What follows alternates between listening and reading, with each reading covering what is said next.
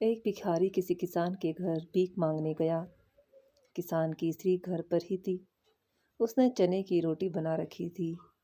किसान जब घर आया, उसने अपने बच्चों का मुंह चूमा। स्त्री ने उनके हाथ पैर धुलाए। उसके बाद वह रोटी खाने बैठ गया। स्त्री ने एक मुट्ठी चना भिखारी को डाल दिया। भिखारी चना लेकर चल दिया। रास्ते में भिखारी सोचने लगा, हमारा भी कोई जीवन है। दिन भर कुत्ते की तरह मांगते फिरते हैं और फिर स्वयं ही बनाना पड़ता है। इस किसान को तो देखो, कैसा सुंदर घर है। घर में स्त्री है, बच्चे हैं। अपने आप अन्न पैदा करता है। बच्चों के साथ प्रेम से भोजन भी करता है। वास्तव में तो सुखी यह किसान ही है। तो वहीं दूसरी ओर दोस्तों में किसान रोटी खाते खाते अपनी स्त्री से कहने लगा, काला बैल बहुत बुढ़ा हो गया है। अब वह किसी तरह काम नहीं देता।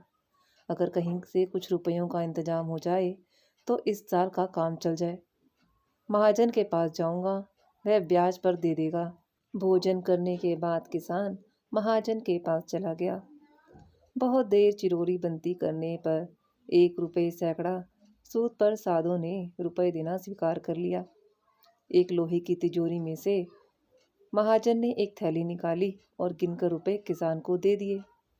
रुपए लेकर किसान अपने घर की ओर चल रहा था और वह रास्ते में सोचने लगा, हम भी कोई आदमी है। घर में 5 रुपए भी नकद नहीं है। कितनी विनती करने पर उसने रुपए दिए हैं। उस पर तो सैकड़ों रुपए हैं।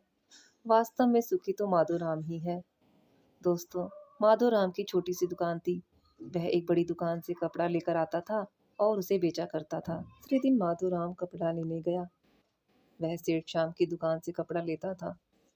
वह वहां बैठा ही था कि इतनी देर में कई तार आए। कोई बम्बई से था तो कोई कलकत्ते से। किसी में लिखा था 5 लाख मुनाफा हुआ तो किसी में 1 लाख का। माधो महाजन ये सब देखता रहा। कपड़ा लेकर वह चला आया और वह रास्ते में दोस्तों सोचने लगा, हम भी कोई आदमी है भला। 100-200 जुड़ गए, महाजन कहलाने लगे। सेठ शाम कैसे हैं, एक दिन में लाखों का फायदा। वास्तव में तो सुखी वही है। उधर शाम सेठ बैठा ही था कि इतने ही में तार आया कि 5 लाख का घाटा हो गया है। वह बड़ी चिंता में था कि नौकर ने कहा, आज लाट साहब जी बहादुर सेठ के यहाँ दावत है, आपको जाना है, मोटर तैयार है। अब सेठ शाम मोटर पर चढ़कर बहादुर की कोठी पर चला गया। वहाँ सोने चांदी की कुर्सियाँ पड़ी हुई थीं। बहादुर जी से कलेक्टर कमिश्नर हाथ मिला रहे थे। बड़े बड़े सेठ खड़े हुए थे। वहाँ सेठ शाम को कौन पूछता। वह भी एक कुर्सी पर जाकर बैठ गए। लाट साहब आए, बहादुर से हाथ मिलाया, उनके साथ चाय पी और चले गए। शाम जी अपने मोटर में लौट रहे थे और वह रास्ते में सोचते आए, हम भी कोई सेठ हैं भला। 5 लाख के घाटे से ही घबरा गए।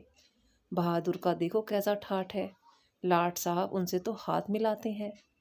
वास्तव में तो सुखी वे ही है।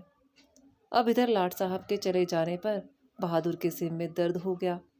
बड़े बड़े डॉक्टर आए, एक कमरे में वे पड़े हुए थे। के एक साथ आ गए। उनकी भी चिंता थी। कारोबार की भी बात याद आ गई। वे चिंता में पड़े थे। तभी खिड़की से उन्होंने झांक कर नीचे देखा। एक भिखारी हाथ में डंडा लिए अपनी मस्ती में जा रहा था। बहादुर ने उसे देखा और बोले, वास्तव में सुखी तो यही है। इसे ना तो घाटे की चिंता है, ना मुनाफे का फिक्र। इसे लाट साहब की पार्टी भी नहीं देनी पड़ती। सुखी तो असली में यही है। हम एक दूसरे को सुखी समझते हैं दोस्तों, पर वास्तव में सुखी कौन है, इसे तो वही जानता है जिसे आंतरिक शांति है, जिसे आंतरिक सुकून है। आप चाहे भिखारी हो चाहे करोड़पति हो, लेकिन जब तक आपका मन शांत नहीं है ना, आप सुखी है ही नहीं। सबसे पहले दोस्तों अपने मन को शांत करिए। जो है जितना है खुश रहो, सुखी रहो बस। किसी को देख के मत सोचो कि वो सुखी है तो वो सुखी है। जो आपके पास है आप ही सुखी हो बस।